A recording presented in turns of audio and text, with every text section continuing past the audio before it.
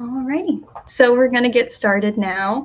I just want to put in a brief introduction. Hi, everybody. My name is Gabriella, and I'm the Business Outreach Coordinator at CSWD. And moderating our chat is Beth Parent, the Community Engagement and Outreach Coordinator. She's going to be going in the chat, seeing if you have any questions. She'll interject and let me know if there's anything that needs to be addressed right away. She's also going to be answering some of your questions in the chat, if not live. But if you have any questions, you can go ahead and put them in there as they pop up, and feel free to add anything in if you have any kind of information you'd like to share. So welcome. This evening, we're going to be talking a little bit about navigating food donation for items that are still good. Oh, there we go. Thank you. So now I'm just going to go over a quick overview of what we're going to be discussing tonight. We're going to go over some guides for wasted food. We're going to talk a little bit about how to donate, specifically how to donate items that are non-perishable, perishable, and prepared meals. And then we're also going to talk a little bit about what to do with non-donatable foods. So, rhetorical question number one. Why do we keep food out of the landfill? So there are a lot of reasons for that. The first is that the EPA estimates that wasted food causes about 58% of methane emissions from landfills. Now, this is broadly for the entirety of the US, so it might not necessarily pertain to Vermont's landfill, where we have, as you probably know, banned food scraps and organic waste. But in general, food scraps do produce a lot of methane, which is a very potent greenhouse gas, and anything that we can do to limit that is a good thing. Also, speaking of landfills, we have about less than 20 years left on Vermont's only active landfill, which is located in Coventry, Vermont. So 20 years is not a long time, and we want to make sure to save as much space as possible for the items that can't be recycled or composted. And then lastly, there are still more things that we can do. So you can see in the chart next to the text that there's estimated that we produce about 79,000 tons of organic waste last year, and about 31,000 tons of that were not composted or sent to a facility that we can track. Now, some of those might be backyard composted, some of that might be donated, but for the most part, a lot of it was probably landfilled. So we can still do a lot better. What does better mean? So the Vermont DEC and the EPA have two different ways that we can rank food waste management, from best practices to worst practices. And they are right here. So same basic concept, just different shapes. The EPA produced in the end of 2023 the Wasted Food Scales, which ranks the most preferred and least preferred ways to manage food waste. So the first is to prevent wasted food in general. When you all signed up for the workshop, you were asked a question: what do you do with your food waste at home? And a lot of you gave answers that fall under the first two categories: to stop it before it happens, or to upcycle it by taking those scraps and making something new and delicious out of it. So, for example, turning bones into broth. So the second best option, tied for second place, is donation. So donating food to people who can actually use it, whether you have a catered event or you work in a restaurant that produces a lot of extra food waste. Even if you're just cleaning out your pantry or you're going on vacation with a full fridge, there's a high chance that you've got food that could go to feed some folks rather than go to waste. After that, you've got feed animals, or if you're an avid gardener or farmer, you can just leave that unharvested if you know you're not going to be able to use it, and put it right back in the soil. You can compost, or you can use anaerobic digestion. For homeowners, you probably know digestion if you have a green cone. And then after that, there are some commercial applications, and the absolute worst is sending it to a landfill or disposing of it down the drain in a garbage disposal. On the Vermont side, which is on the right, basically the same basic principle. This came out in 2012 when Act 148 was passed, and it covers a lot of the same topics: waste less, feed people, feed animals, and then look at composting or anaerobically digesting. You might notice that on the Vermont wasted food scale, we actually do not have any section for landfilling that food waste, and that's because in the state of Vermont, organic waste is banned from the landfill. So, rhetorical question number 2. What if people get sick? Or am I even allowed to donate food that doesn't come in a shiny metal can? Well, believe it or not, yeah. Businesses, not-for-profits, individuals, and any other organization is protected if you'd like to donate food under the Bill Emerson Act, as well as Vermont's Good Samaritan Law. So that's federal and state protections, as long as you're doing your best to make sure that the donation is handled properly and is made in good faith. So it's important that you take a look at what you're donating and only donate something that you personally would eat or that you would give to somebody. If you don't think you would feed your friends spoiled milk or moldy tomatoes, maybe don't donate them. Anyone can donate food. So, under these 2 laws, caterers, restaurants, offices, grocery stores, and even households can all donate food without worrying about repercussions or possibly getting sued. But there are some best practices that you have to keep in mind. You always want to use common sense when you're donating food, and you want to make sure that you're giving people the best food possible. So, the first best practice is to donate to a nonprofit organization. So, this can be a formal nonprofit organization like a food shelf, or it can be a more informal nonprofit or something that doesn't fall under those specific guidelines, like a church or a community fridge, for example. You always want to give your food a quick once over before you're donating it, making sure that it's not visibly spoiled or doesn't smell off. If it's expired, that may or may not be okay, but you just want to be aware of it. And you want to follow the basic labeling and packaging requirements, which we're going to go over in a little bit. You also want to keep track of the donations that you make. I'm going to say this a couple of times, but it's always good to know what you're donating. In some cases, you may have tax benefits, which is amazing. But also, if somebody needs to give you a call and just ask you a quick question about the food you donated, you want to know what you actually sent them. And just making a little record of it, whether it's either through a receipt that the organization gives you or through a formal app, or even just an Excel spreadsheet on your computer, just so that you know what you're actually sending. There are some options before we go into formal donation with an organization.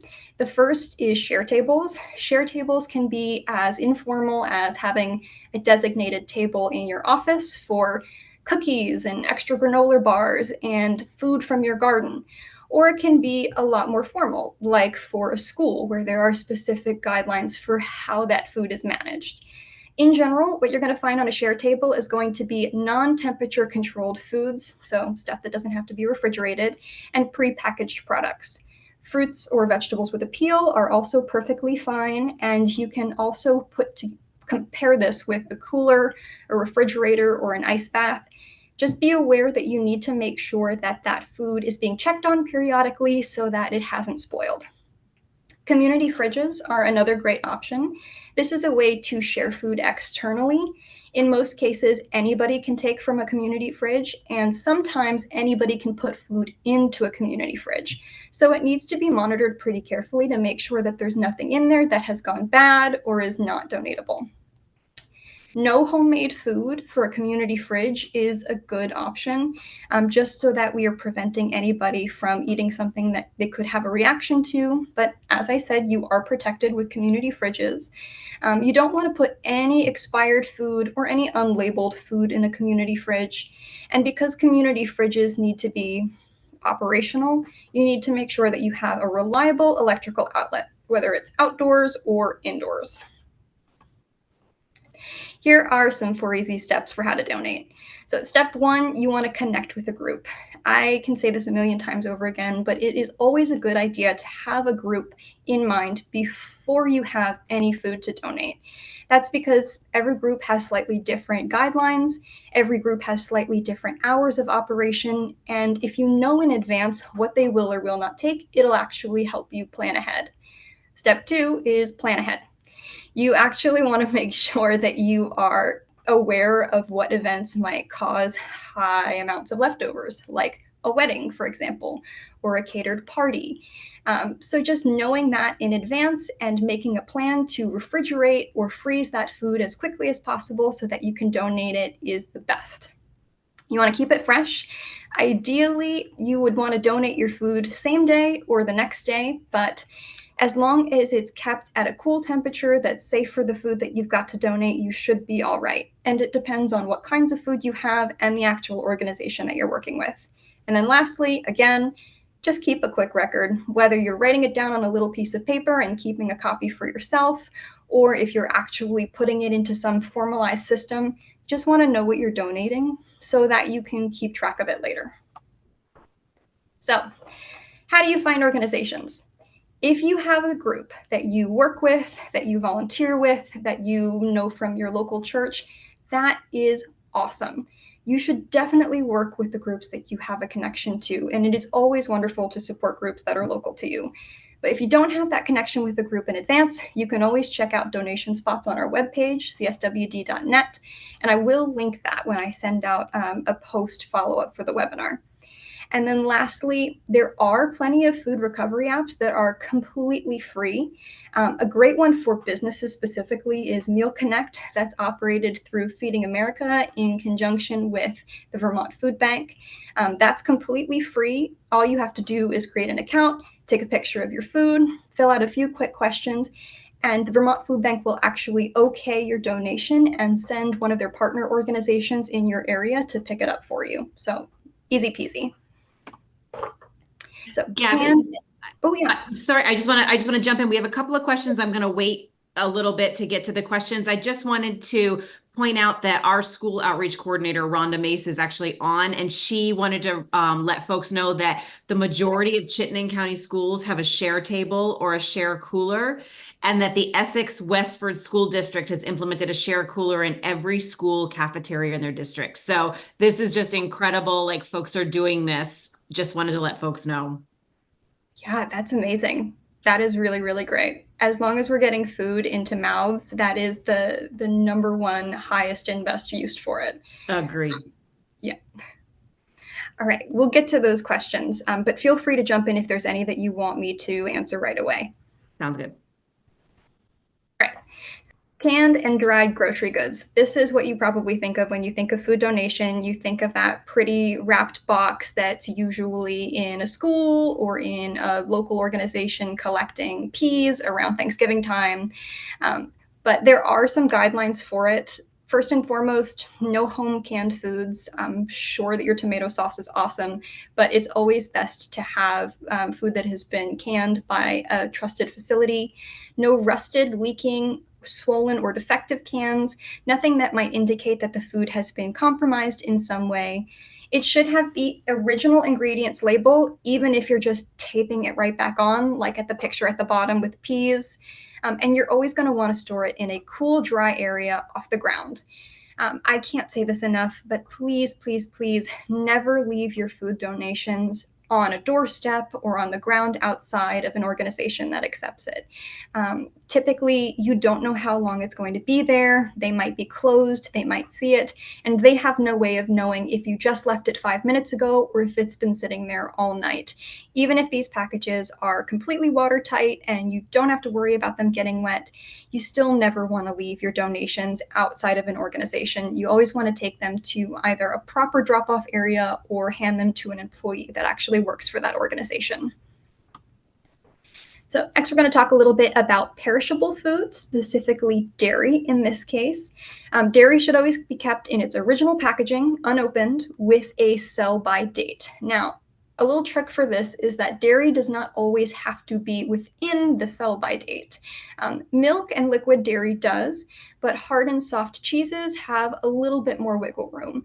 And like I said, it depends on the organization, but in general, you should be okay. You just want to make sure that the packaging is not torn, wet, or stained, nothing that would indicate that the product is leaking out or has gone bad. And it does need to be refrigerated at all times until you're ready to donate it. In the case of the acceptable items below, you've got a dozen eggs, one missing, totally okay. Cosmetic dents in some yogurt, totally fine. Just as long as it's reasonably within its sell-by date and has not been consumed or opened or been unrefrigerated, you should be good to go. Next, perishable produce. Again, nothing moldy or rotten. If it has been cut up, it does need to be refrigerated, but if not, it can just be stored in a cool, dry place, especially if it has a peel. That's nature's wrapper. Doesn't matter if it's pretty, it just has to be edible. So some slight bumps, some funny shapes, some bruises, that's all totally fine. And it's okay if it comes from your personal garden at home. And then finally, we're going to talk a little bit about prepared foods. Now, prepared foods can be kind of tricky, and not all organizations are going to accept foods that are prepared. So on our list at cswd.net, we do have some organizations that have indicated that they will take leftovers. Salvation Army is definitely one of them. And all you have to do is make sure that they are stored at the proper temperature and that they haven't been served yet. So if you have a party that's catered and you've got 3 trays of lasagna, but you only eat 2, that extra tray is totally okay to go to somebody else that needs it. They do need to be wrapped.